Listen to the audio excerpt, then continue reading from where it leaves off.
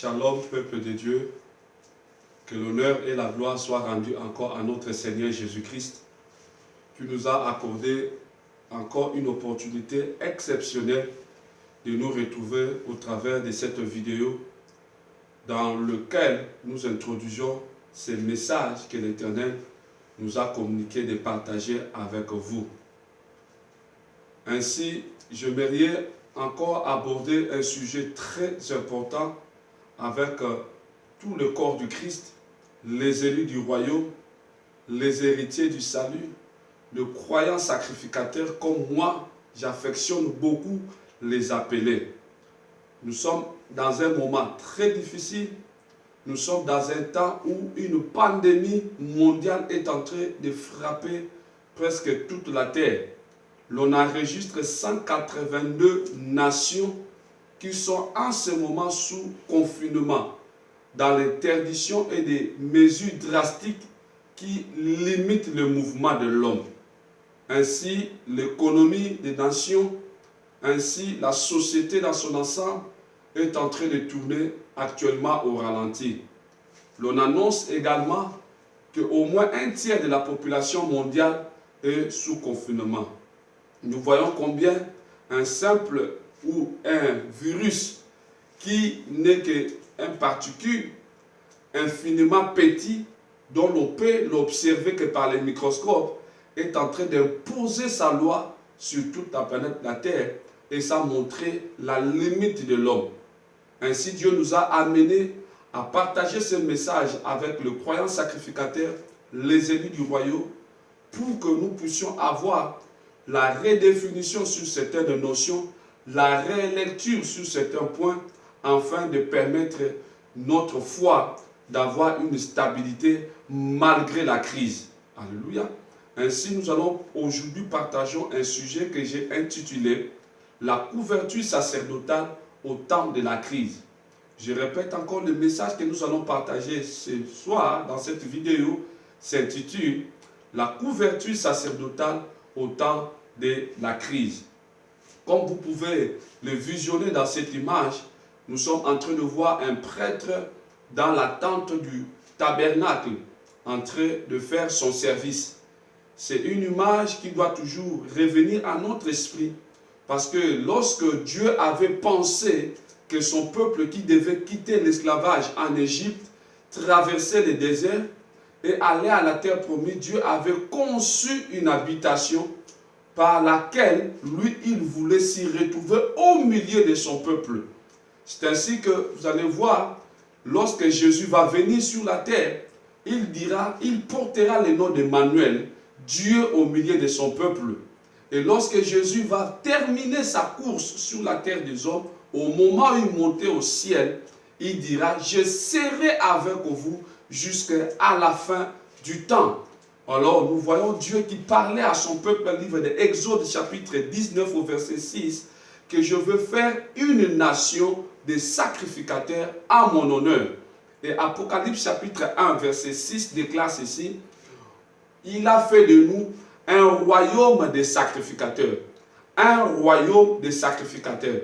En d'autres termes, il est venu constituer un royaume où les habitants de ce royaume seront des prêtres exerçant la royauté ou la royauté imbibée avec la prêtrise. Voilà pourquoi, dans ce moment difficile, l'on doit redéfinir certaines choses, l'on doit faire une autre relecture afin de booster encore notre foi vers l'avant. Voyons la couverture sacerdotale au temps de la crise. Prenons notre premier texte biblique. Nous sommes dans Hébreux chapitre 3, verset 1. Je répète encore, Hébreux chapitre 3 au verset 1. C'est pourquoi, mes frères saints, qui êtes participants à la vocation céleste, considérez attentivement Jésus-Christ, l'apôtre et le souverain sacrificateur de notre profession. Je répète encore cette lecture pour la bonne compréhension. Hébreux chapitre 3, verset 1. C'est pourquoi, mes frères saints, qui êtes participants à la nature céleste, considérez attentivement Jésus-Christ, l'apôtre et le souverain sacrificateur de notre profession. Par ce passage biblique, nous allons comprendre qu'il y a au moins 4 ressources importantes qu'on peut exploiter. Nous n'aurons pas assez de temps pour exploiter les 4 ressources, mais je pourrais au moins évoquer des ressources importantes. C'est pourquoi, mes frères saints, il s'agit ici d'un message qui concerne d'abord la fratrie en Christ, qui concerne le peuple de Dieu. La crise que nous sommes en train de traverser, le message que Dieu est en train de transmettre au son de ma voix, c'est pour permettre aux élus de Dieu de l'écouter et de le comprendre. Il dit, pour vous qui êtes participants à la vocation céleste. Il est écrit dans le livre de Matthieu chapitre 6, lorsque vous allez prier, dites notre Père qui est aux cieux. Vous comprenez qu'il est question de l'homme vivant sur la terre, mais ce dernier est appelé à avoir une interaction correcte avec le ciel. Ça peut nous rappeler encore ce que Jacob avait su voir lorsqu'il faisait son songe dans le livre de Genèse chapitre 28. Il avait vu une échelle se dresser entre le ciel et la terre. Il avait vu un mouvement des anges qui montaient de la terre vers le ciel et qui descendaient. Par cela, nous voyons déjà qu'il y a une activité qui devait se passer pour l'homme qui est sur la terre en connivence avec le ciel. Et j'ai toujours aimé un homme de Dieu qui n'avait cessé de prononcer cette déclaration majestueuse que j'aime beaucoup, que j'ai beaucoup affectionnée. Il n'y a rien sur la terre que le ciel ne pouvait résoudre. Je répète encore cela pour toi, pour te permettre d'avoir une exactitude dans ta pensée lorsque tu es en train de m'écouter. Il n'y a rien sur la terre que le ciel ne saurait résoudre. Voilà pourquoi il dit, vous qui êtes participants à la vocation céleste. Nous avons une vocation que nous avons reçue. Ça ne provient pas de cris de la terre. Ça n'émane pas des entrailles de la terre. Ça émane de l'amour du ciel. Ça émane de l'autorité du ciel. Ça émane du pouvoir que le ciel détenait de nous prendre, nous les terrestres, de nous accorder un appel. Alléluia. Voilà pourquoi il dit, considérez attentivement Christ, l'apôtre et le souverain sacrificateur de notre profession. On nous demande de fixer une attention persévérante. On nous demande de projeter notre regard sur la personne de Jésus-Christ. Il y a un problème qui se pose actuellement, c'est qu'un plus grand nombre de croyants n'ont pas les regards fixés vers Jésus, mais ils ont les regards fixés vers certains intérêts d'ordre matériel, d'ordre terrestre. Et lorsqu'on a les regards fixés sur les intérêts matériels, sur les intérêts d'ordre terrestre, l'on va ignorer la personne de Jésus-Christ, automatiquement nous passons à côté de la plaque. Et dans cette crise, Dieu veut que son peuple ne puisse pas passer à côté de la plaque, mais que son peuple puisse entrer dans ce que la Bible appelle le conseil de Dieu. Que chacun de nous puisse avoir le savoir correct sur le conseil de Dieu. Car dans le conseil de Dieu, c'est réparti sur plusieurs départements que nous appelons le but de Dieu ou les objectifs de Dieu. Chaque peuple, dans chaque génération que un peuple peut traverser ou peut vivre, ils ont le but spécifique que Dieu leur avait accordé. Avant que toi et moi nous arrivions sur la terre, nos prédécesseurs avaient accompli le but de Dieu par rapport au timing que Dieu leur avait accordé dans le passé. Actuellement aussi, pendant que toi et moi nous vivons sur la terre, on nous a transmis les témoins afin que nous puissions faire cette course avec un but précis. Alors, tout un chacun de nous, le but précis que nous devons connaître, il s'agit ici de Jésus-Christ. Lorsque cet homme n'est pas connu de ta vie, lorsque cet homme n'est pas connu dans sa profondeur, dans son exactitude, bien aimé, la paix, la joie, le salut ne peut pas être au rendez-vous. Alléluia. Il dit, l'apôtre est le souverain sacrificateur. Ici, nous voyons deux fondements extraordinaires. C'est une ressource extraordinaire. C'est vraiment des livres et des livres qu'on peut écrire lorsqu'il faut parler de Jésus-Christ comme l'apôtre et comme le souverain sacrificateur. L'expression apôtre a pour synonyme un messager. L'expression apôtre a un autre synonyme qui est un sage. L'expression apôtre a un troisième synonyme qui est un envoyé. Retenez ces choses. L'apôtre, c'est un messager, un envoyé, et aussi l'apôtre, c'est un sage. Et prendre ces 3 éléments, les mettre dans un paquet, l'on peut dire, l'apôtre c'est un architecte, celui qui conçoit la pensée, celui qui conçoit le plan pour bâtir quelque chose. Alors nous comprenons au verset 3 du chapitre 3 du livre Hébreu, donc nous disons dans Hébreu chapitre 3, verset 3, il est dit, dans Hébreu chapitre 3, verset 4, il est dit, celui qui a construit une maison a plus de la valeur que la maison elle-même, car Dieu est l'architecte de toutes choses. Alléluia. Donc nous voyons que Jésus-Christ était venu pour construire aussi un tabernacle dans la vie de tout un chacun, afin que le sacerdoce puisse jouer son rôle pleinement dans l'homme. Alors, il ne peut pas seulement bâtir sans pour autant être lui-même le prêtre qui devait exercer le service par excellence. Voilà pourquoi la Bible déclare que lorsqu'il est monté avec son propre sang jusque dans les tabernacles célestes. Je crois bien, par mon introduction, vous avez au moins compris pourquoi l'on dit Jésus apôtre, parce que c'est lui qui a apporté le message. En d'autres termes, il a apporté la parole véritable. Et lui-même, il est la parole. Alléluia.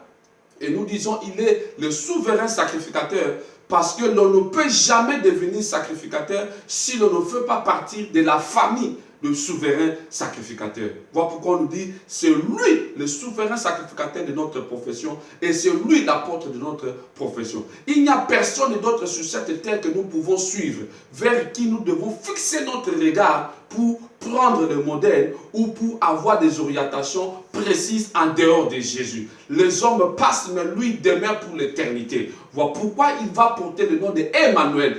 Emmanuel, Dieu parmi vous. Voilà pourquoi il va conclure sa vie en disant « Je serai avec vous jusqu'à la fin du temps ». Le coronavirus peut faire tous ces dégâts qu'il peut faire. Les maladies peuvent se subvenir sur la terre. Les crises peuvent s'acheminer une crise après une autre. Lui nous a rassuré qu'il sera avec nous. La parole qu'il a rassurée a beaucoup plus de la valeur que des crises qui sont palpables à l'œil nu. Alléluia. Nous voyons maintenant, nous allons voir encore un autre passage par lequel confirme maintenant quel sera le rôle d'un souverain sacrificateur. Alléluia. Nous sommes dans Malachie chapitre 2 au verset 7. Il est dit, car les lèvres du sacrificateur doivent garder la science. Et c'est à sa bouche qu'on demande la loi, parce qu'il est un envoyé de l'Éternel des armées. Vous voyez dans ce passage de Malachie chapitre 2 verset 7, ça nous renvoie aussi dans Hébreu chapitre 3 verset 1. Nous voyons les deux textes semblent être similaires parce que nous retrouvons l'envoyé, nous retrouvons encore le sacrificateur. Mais on dit une chose extraordinaire, que les lèvres du sacrificateur doivent garder la science. La science ici parle de la connaissance. La science ici parle du savoir. Alléluia. Mais pas le savoir au dépend du nombre des années qu'on a vécu sur la terre. Pas le savoir au dépend des acquis que nous avons reçus par les différentes formations scolaires ou académiques acquis d'un endroit ou à un autre. Ce n'est pas de cela que l'on parle. L'on parle du savoir et de la science qui vient d'en haut. La Bible déclare, vous avez reçu une vocation venue du ciel. Alléluia. C'est à cause de cette vocation venue du ciel, c'était accompagné aussi de la science. C'était accompagné aussi du savoir. C'était accompagné aussi de la connaissance. On appelle ça la sagesse venue d'en haut. Et la Bible déclare, celui qui n'a pas la sagesse, qu'il le demande à Dieu, car la sagesse vient d'en haut. Alléluia. Et on nous dit, et à sa bouche qu'on nous demande la loi, parce qu'il est l'envoyé de l'Éternel des armées. Maintenant, si on doit bien regarder ces choses, l'on avait comme l'impression que lorsqu'on parle de la sacrificature ou des sacrificateurs, il s'agissait seulement des prédicateurs ou des pasteurs des églises. Or, il est question de toute personne qui est née de nouveau. Voilà pourquoi maintenant, lorsque Jésus a dit dans Apocalypse chapitre 1, verset 6, il a fait de nous, les frères saints, que lui il a appelé dans Hébreu chapitre 3 verset 1, rappelez-vous, il a dit les frères saints. Alléluia. Les frères saints sont des prêtres du royaume, sont des sacrificateurs du royaume. C'est ce que tu es, c'est ce que je suis. Alors la Bible nous précise que la parole de la connaissance de Yahweh sera sur ses lèvres. Alors celui-ci proclamera la loi et celui-ci aussi, il est l'envoyé de Dieu. Et la Bible me précise aussi dans le livre de Proverbes qu'un envoyé fidèle apporte la guérison. Vous comprenez maintenant que lorsque tu es un sacrificateur et que tu es dans la fidélité avec sa parole, tu es un détenteur de la guérison à distribuer. Voilà pourquoi quand la crise est en train de frapper en ce moment, tu es un détenteur de la guérison. Tu as cela sur tes lèvres.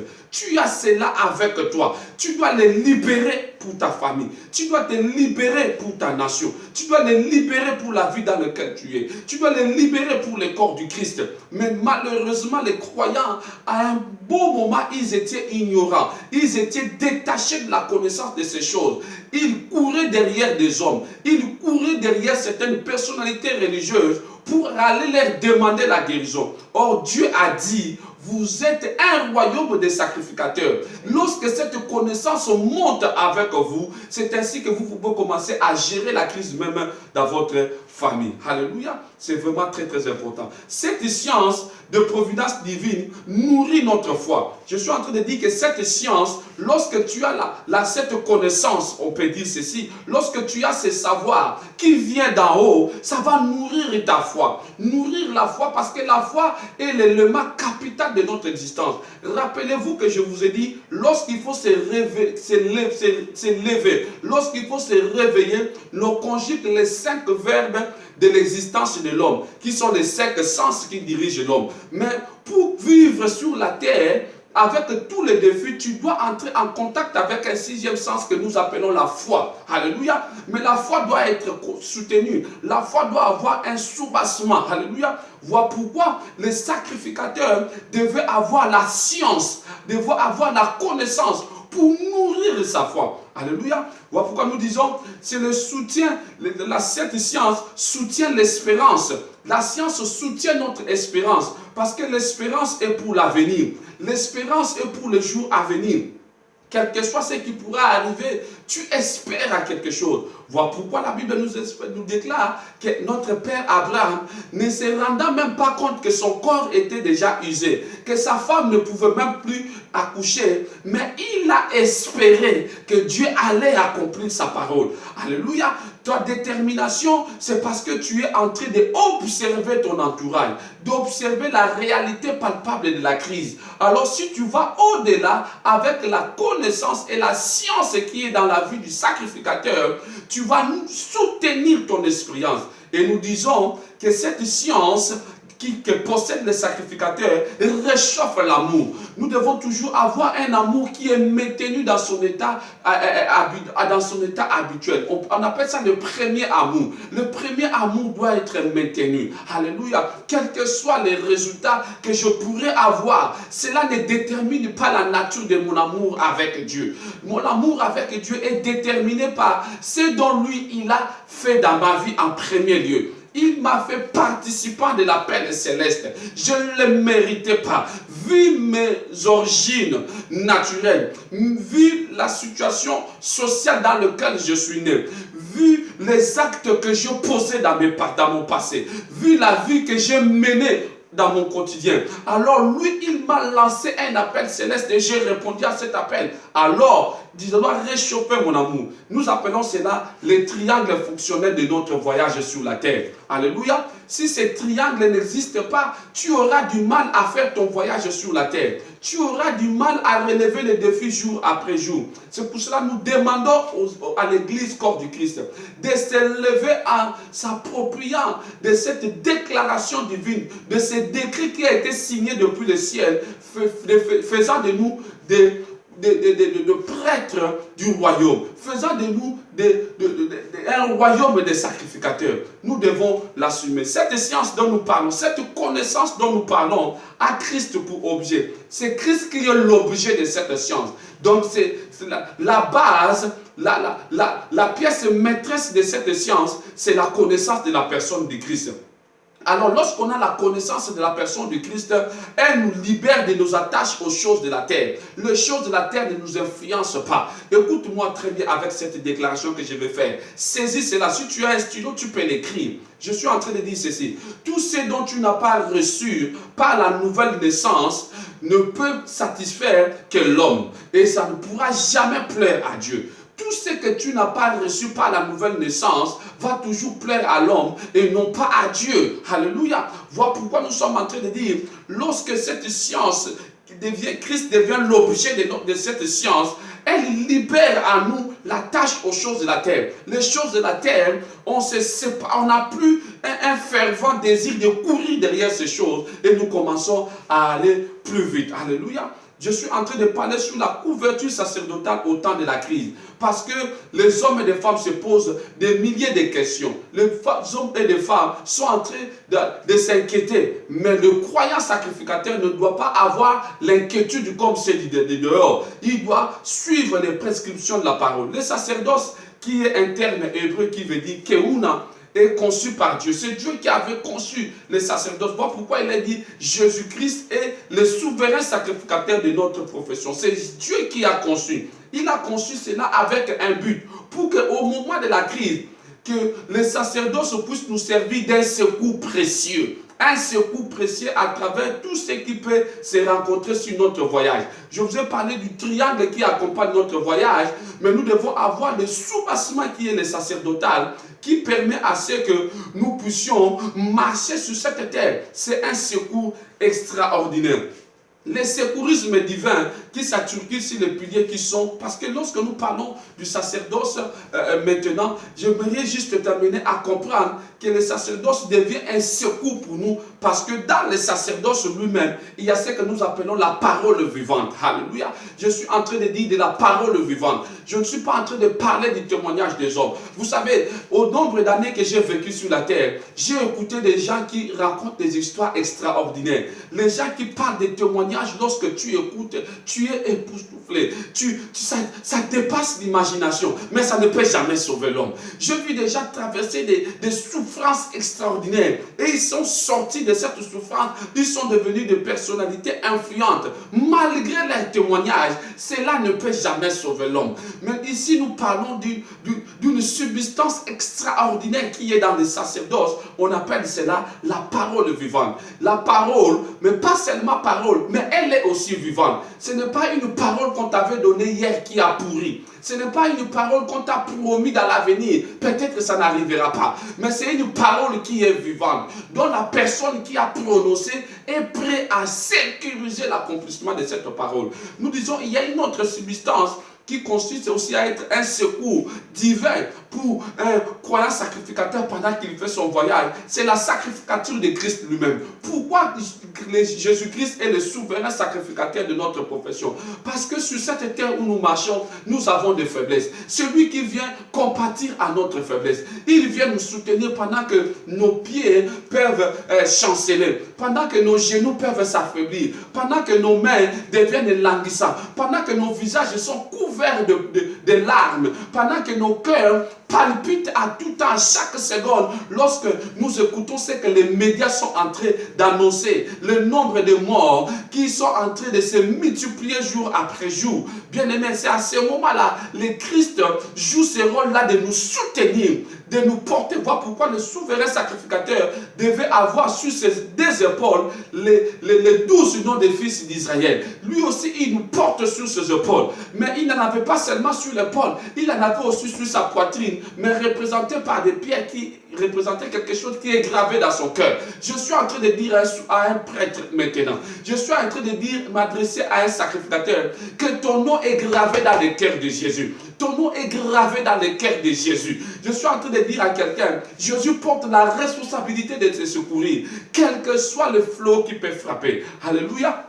Il y a une troisième substance que nous appelons le trône de la grâce. Alléluia. Dans le sacerdoce, nous avons ce qu'on appelle le trône de la grâce. Il n'y a que la grâce de Dieu. La grâce de Dieu nous qualifie là où les hommes nous ont rejetés. La grâce de Dieu vient nous élever là où les hommes nous ont abaissés. La grâce de Dieu vient nous faire faveur. Voilà pourquoi il disait, 1000 tomberont à ta gauche, 10 000 à ta droite, tu ne seras pas été. Ce n'est que par la grâce, parce que tu n'as organisé aucune armure possible pour la résistance. C'est pour cela que la grâce doit jouer jouer ce rôle de te maintenir. La grâce va jouer ce rôle de ce que l'entourage puisse témoigner en disant, oui, cet homme est vraiment élu de Dieu. Cet homme est vraiment un participant de la paix céleste parce qu'ils sont en train de voir dans ta vie comment les choses qui pouvaient frapper tout le monde, mais toi tu as été mis à part. Ça me rappelle encore l'histoire de Mephibosheth, ce jeune homme qui était perdu, il avait perdu ses deux pieds. L'on pouvait même un jour le condamner, mais à cause de l'alliance que son père Jonathan avait conclue avec David, il a été épargné pour qu'il ne soit pas condamné. C'est ça ce qu'on appelle la grâce. La grâce, c'est une mérite dont on n'a conjugué aucun effort, mais nous l'avons reçu de Dieu. Voilà, c'est ça le sacerdoce. Le sacerdoce, ce n'est pas le mysticisme religieux. Le sacerdoce, c'est un savoir que Dieu a mis à la disposition de tous ceux-là qui ont accepté son Fils comme Seigneur et Sauveur. Mais malheureusement, un plus grand nombre sont restés dans l'ignorance, en train de pratiquer autre chose que la parole de Dieu. Voilà pourquoi il a dit, à regarder attentivement Jésus-Christ, l'apôtre, l'envoyé de Dieu. Regardez celui qui est l'architecte de votre vie. Il est en même temps le souverain sacrificateur de votre foi. Alléluia. Maintenant, nous allons voir comment les enfants de Dieu, en ce moment précis, sont en train de se perdre. Ou parfois, je voulais aussi vous apporter cette révélation de Psaume chapitre 91, où pour les Français, ils disent 91, que ce psaume, on va le lire avec des lunettes d'un enseignant pour que nous puissions avoir la meilleure compréhension. La compréhension de ce psaume va nous aider. Alléluia. Nous sommes dans la version Jérusalem. Il est dit, qui habite le secret des lions passe la nuit à l'ombre de Shaddai, disant à Yahvé, mon abri, ma forteresse, mon Dieu sur qui je compte. Lorsque nous lisons ce psaume dans la version Jérusalem, il dit qui habite le secret des lions. On est en train ici de parler de celui qui est dans le sacerdoce de Yahweh. Il est dans le secret des lions. Le secret de Dieu, il passe la nuit à l'ombre de Shaddai. On n'a pas dit qu'il passe ses journées. On a dit qu'il passe la nuit. La nuit est là où l'obscurité règne. La nuit est là où la clarté a disparu. La nuit est là où certaines forces et dominations du ténèbres prennent les relais. À ce moment-là, celui qui est en train de traverser la nuit, la terre est en train de traverser par les nuages sombres. Pendant la nuit, le soleil cède la place. Pendant la nuit, le ciel devient noir. Et dans ce ciel noir, toi tu vas habiter dans le secret des lions, dans l'ombre de Shaddai, disant à Yahvé, mon abri, ma forteresse, mon Dieu sur qui je compte. Tu comptes sur qui en ce moment? Tu comptes sur la chloroquine, tu comptes sur un vaccin, tu comptes sur les déclarations qu'on va émettre par les chercheurs, des épidémiologistes et les bactériologistes. Tu es en train de compter sur les microbiologistes, tu es en train de compter sur la vie des médecins qui sont en train de dire maintenant où tu es vraiment dans le secret des lions. Celui qui est dans le secret des lions, il passe la nuit à l'ombre de Shaddai. Remarquez quand on dit passer la nuit à l'ombre de Shaddai, l'on est en train de voquer la manifestation de l'esprit qui est en train d'agir. C'est pour cela que je voudrais que tu puisses retenir ceci. Les psaumes ne sont pas des prières à apprendre par cœur et à réciter. Ce n'est pas le fait de l'écrire et de les placarder sur le mur de ta maison. Ce n'est pas le fait de le publier sur ta page Facebook. Ce n'est pas le fait de le partager sur les réseaux sociaux qu'à ce moment-là tu auras la protection divine. Ce n'est pas ça. Le problème serait que ce n'est pas aussi une formule magique, le psaume, que quand tu vas le dire, que certains anges, comme certains veulent me faire croire, les anges du malheur, l'ange de la mort va se retirer. Ce n'est pas ça. Il te faut mieux comprendre de quoi il s'agit dans ce psaume 91. Alléluia. Dans ce psaume 91, l'on est en train de parler du croyant sacrificateur, qui celui-ci est en train d'entretenir une bonne relation avec Yahweh. Alors, à d'autres termes, il a bien réchauffé son amour avec le Père. Il est en train de garder le contact avec le ciel. C'est à ce moment-là qu'il est dans le secret des lions. Alléluia. Nous disons, c'est par le moyen de sacerdoce que Dieu faisait connaître ses pensées. tu es dans le secret des lions, tu connaîtras les pensées des lions. Alors tu dois faire une analyse autre que ce que tu es en train de voir avec la pandémie qui frappe le monde actuellement. Tu dois voir, écoute-moi très bien, certaines personnes sont en train de dire, ce sont les organisations diaboliques qui ont lancé cela. Mais laisse-moi te dire, Satan aussi c'est un instrument que Dieu utilise pour accomplir ses desseins. Alors ne te précipite pas de regarder d'abord Satan. Commence d'abord à voir la pensée de Dieu dans cette pandémie. Qu'est-ce que Dieu veut t'enseigner? Qu'est-ce que Dieu veut, à quel niveau Dieu veut amener l'église? Moi, je trouve que Dieu veut nous amener à une autre dimension. Dieu veut nous amener à nous octroyer d'autres compétences. Parce qu'il y aura des crises plus difficiles que la pandémie actuelle. Il y aura des moments plus difficiles que le moment que nous sommes en train de traverser actuellement. Alors, si tu n'as pas compris la leçon maintenant, laisse-moi, je ne suis pas en train de vouloir te faire peur. Tu risques de partir. Parce que celui qui n'a pas mieux compris ne saura pas faire challenge avec le jour mauvais qui arrive. C'est à l'autel que nous recevons la signification des secrets de Dieu. Alors, quand tu es dans le sacerdoce, tu es l'homme qui a la compétence d'élever l'autel. Et lorsque tu élèves l'autel, tu reçois directement ce qu'on appelle la signification des secrets de Dieu. Alors, les secrets de Dieu, Joseph pouvait commencer à dire pendant la crise, qu'est-ce qui était le secret de Dieu? Alléluia. Pendant la crise, pendant que la crise frappait, lui il pouvait expliquer les secrets de Dieu. Permettez-moi d'aller presque à la fin de mon intervention. Je suis en train de dire la couverture sacerdotale au temps de la crise. Bien-aimé, rappelle-toi encore le texte de Hébreux chapitre 3 verset 1. Il est dit, oh frères saints, c'est pourquoi frères saints, vous qui êtes participants à la paix des célestes, regardez, considérez attentivement Jésus-Christ, l'apôtre et le souverain sacrificateur de notre profession. J'aimerais que tu puisses mieux saisir ce texte biblique parce que ça va te servir pour le jour qui arrive. Le sacrificateur est donc l'homme du sanctuaire.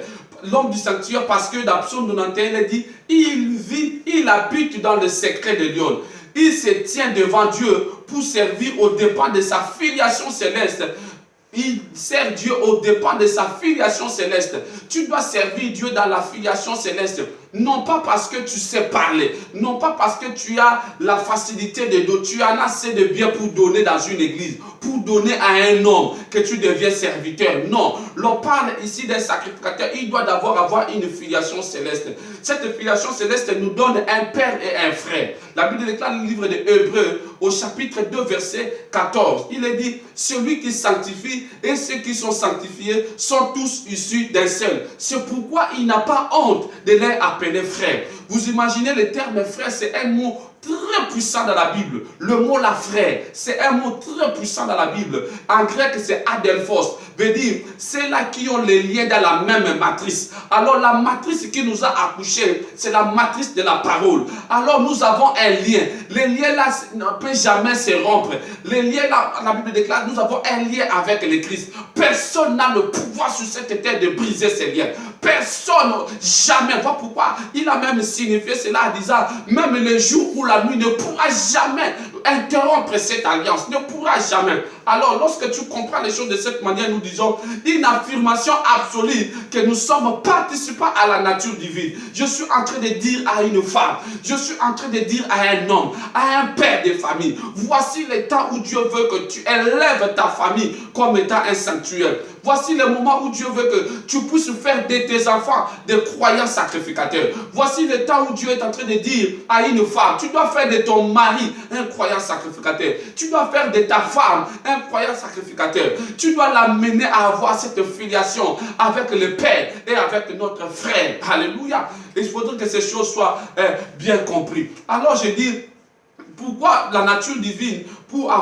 Nous sommes avec la nature divine, conforme à l'image de Christ, par la manifestation effective de la puissance. Lorsque nous avons cette nature divine, bien aimé, quelque chose d'extraordinaire se produit. Nous sommes détenteurs de la puissance du pouvoir et de l'autorité. Alors, à ce moment-là, la parole qu'il avait dit, je vous ai donné le pouvoir de marcher sur les scorpions, sur les serpents, devient une réalité. Alléluia. Voilà pourquoi nous disons, la religion n'a pas sa place dans cet univers sacerdotal. Le sacerdoce n'est pas en train de parler de la religion. La religion sont des choses que les hommes peuvent organiser. C'est des doctrines que les hommes peuvent inventer avec leurs capacités intellectuelles. Mais le sacerdoce, nous avons dit, c'est conçu depuis le ciel. Dieu avait dit à Moïse, regarde au ciel. Ce que tu as vu, tu vas le dupliquer sur la terre. Il faudrait que ça soit identique avec ce que tu avais vu au ciel.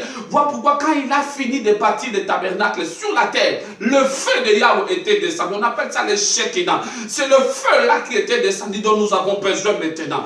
La religion ne peut pas avoir ce feu. La religion ne peut pas avoir cette puissance. La religion ne peut pas avoir ce pouvoir. Voilà pourquoi vous avez remarqué les responsables religieux le mieux connus au monde sont en train de faire même les cultes derrière des caméras. Ils ont même peur de la maladie. C'est tout à fait normal parce que la religion ne peut pas sauver. La nation qui a ce qu'on appelle la particularité même de la religion, qu'on appelle le Vatican, a fermé ses portes. L'Arabie Saoudite qui se déclare une terre sainte pour accueillir les pèlerins, a refusé de les accueillir pour vous montrer que la religion a ses limites et ses insuffisances. Mais le sacerdoce nous octroie la puissance, le pouvoir et l'autorité. Alléluia. Permettez-moi de terminer ici. Je suis en train de dire à quelqu'un, le psaume 91 est en train de parler d'une personne. Le secret de Lion, le secret de Dieu est dans son Fils Jésus. Le secret de Dieu est dans son Fils. La Bible déclare que Jésus, il est celui qui a construit lui-même la maison. Il est celui qui construit la maison et il a plus de la valeur que la maison lui-même. Alléluia. Voilà pourquoi il est dans le livre de Colossiens chapitre 2 verset 9. Je vais lire avec vous Colossiens chapitre 2 verset 9.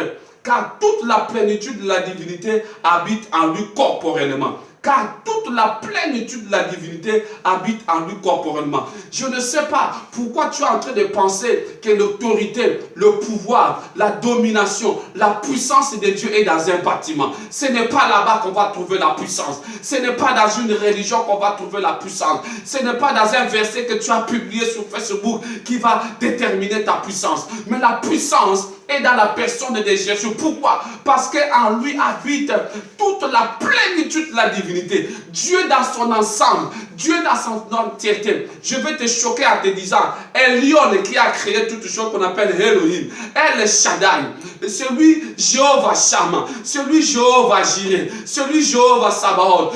Avec tous ces titres et ces appellations, il a choisi d'habiter dans un homme. Quelqu'un m'a choqué en disant, pendant que Jésus vivait sur la terre, le ciel pouvait être vide. Parce que Dieu, dans sa totalité, il était dans un homme. Alléluia. Voilà pourquoi, pour que tu réalises combien il a dit, il a fait de nous un royaume de sacrificateurs. Les sacerdoces le plus excellent, le sanctuaire d'excellence dans lequel nos vies, dans lequel l'ombre, l'esprit nous couvre, c'est en fait dans la personne du Christ lui-même.